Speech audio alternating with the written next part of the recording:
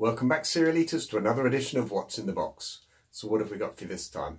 Well, this is from 2007 and it's Sugar Puffs Honey Monsters Be Happy Plant Kit and sticker. Let's take a look. So on the front of the package you've got a picture of Bill Oddie advertising this plant making kit, and then on the reverse it's got details of actually how you could send away for this.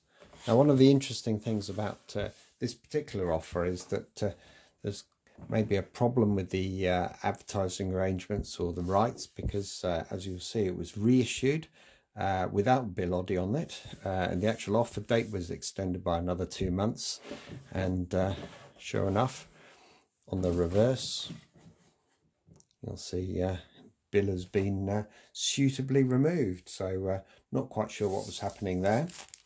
Anyway, actually inside the packet you got this, which is a set of stickers which were also featured on the front, so you could see them there.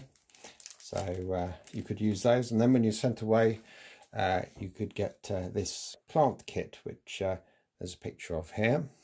So you'll see there's a pot and further stickers and some seeds and so forth. So if you're interested in this and other cereal offers, please go to my website, cerealoffers.com, click on Quaker and then Sugar Puffs.